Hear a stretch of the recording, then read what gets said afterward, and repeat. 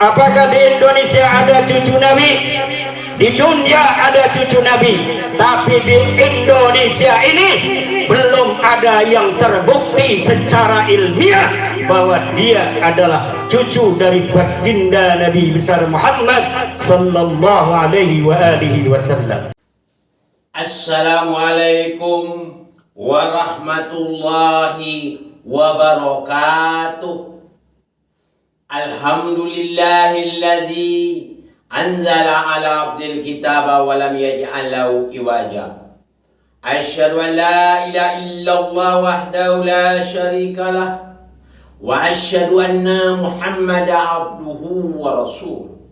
Allahumma sholli ala Muhammad wa ali Muhammad. Allahumma sholli ala Muhammad wa ali Muhammad. Allahumma sholli ala Muhammad wa ali Muhammad. Qala Allah Ta'ala fil Qur'anil Karim, a'udzu billahi minasy syaithanir rajim. Bismillahirrahmanirrahim.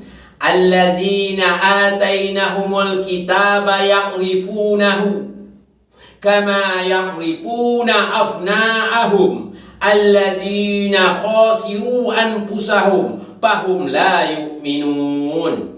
Sadaqallahul adzim. Pertama-tama dan terutama marilah kita bersyukur kepada Allah Subhanahu wa taala sehingga Allah memberikan kita kurnia sehingga kita dapat beraktivitas seperti biasa. Mudah-mudahan Allah tetap beserta kita. Baru saja kita melihat video yang pernah disampaikan oleh Kiai Imanuddin masa yang baru berlalu. Kalau kita lihat banyak pertanyaan-pertanyaan datang kepada saya supaya saya menjawab tentang pertanyaan ini sebagaimana yang kita saksikan. Kalau menurut dari Kiai Imanuddin bahwa habaib yang ada di Indonesia ini belum jelas. Bahkan katanya tidak ada cucu-cucu Nabi yang ada di Indonesia. Menurut keterangan beliau, di sini saya memperhatikan lah ya.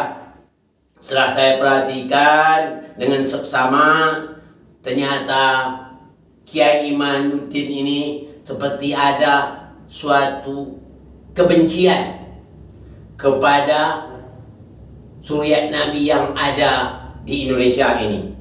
Ini seolah-olah kelihatannya dia ingin supaya zuriat Nabi ini terputus.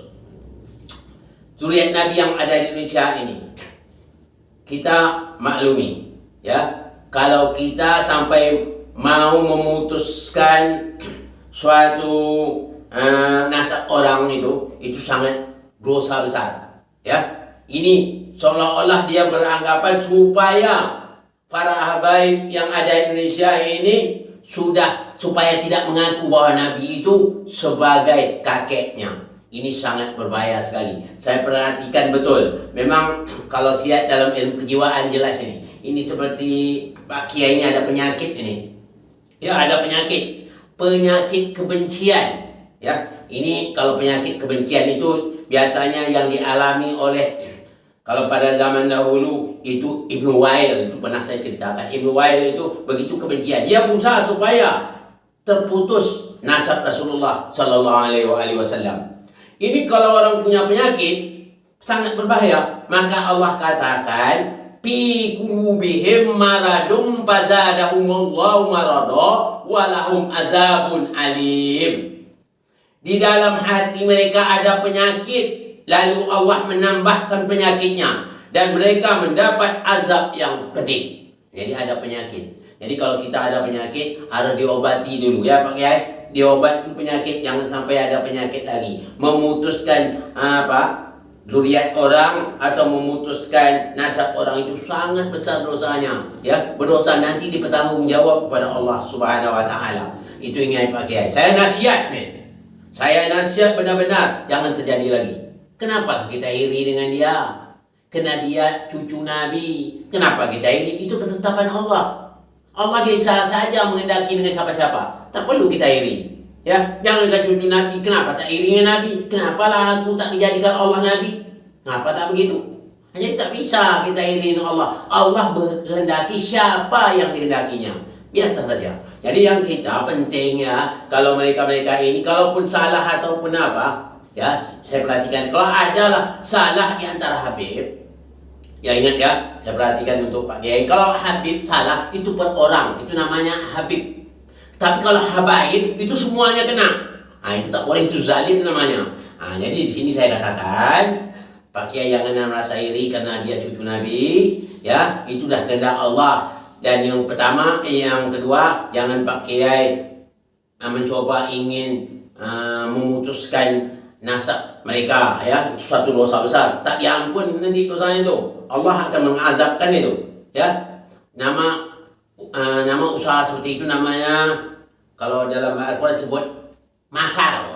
Kita buat makar supaya terputus hubungan Rasul dengan zuriatnya, itu bikin makar. Nanti Allah bikin makar, Allah balas makarnya. Tapi makar Allah lah yang benar. Jadi Pak Kiai berhati-hati Pak Kiai.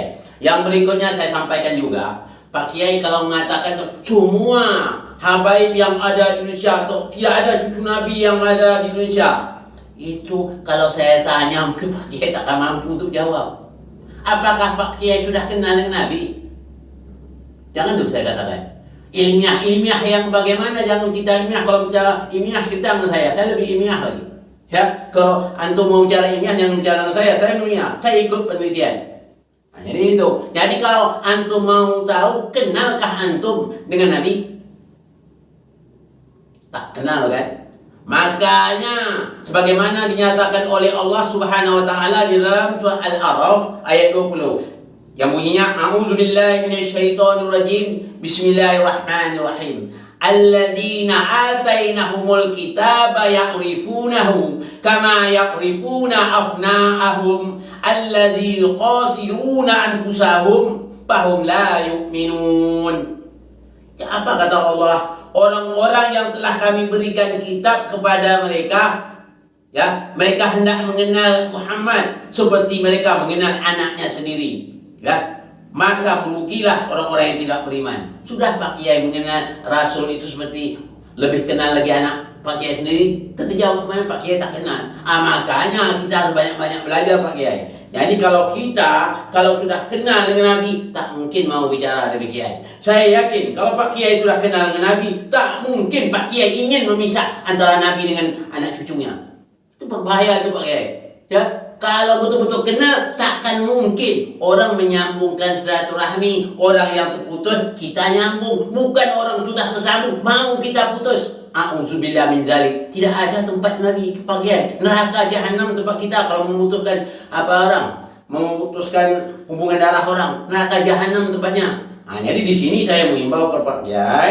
Saya yakin 100% Pak Kiai belum kenal dengan Nabi. Kalau Pak Kiai kenal dengan Nabi, pasti Pak Kiai tidak akan mau memutuskan antara anak cucu Nabi yang ada di Indonesia ini kepada Nabi. Paling-paling Pak Kiai kalau sudah kenal, ingin menyambung lagi bagaimana hubungan antum tentang kakek antum. Sudah bagus, mudah-mudahan antum lebih baik lagi ya. Begitu Pak Kiai. Jadi Pak Kiai tak ingin memisah semua baik atau tidak ada anak cucu Nabi yang ada di Indonesia. Itu sudah memutuskan hubungan nasab orang. Itu neraka jahanam tempat itu.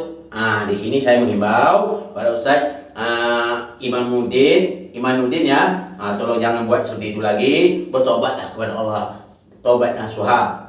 Mudah-mudahan Allah tetap menerima taubat kalau bertobat itu dengan kesadaran, mengaku kesalahan, tidak mau berbuat lagi, ya, mengaku benar-benar kesalahan, tidak mau berbuat lagi, itu saja, ya. Itu saya harapkan.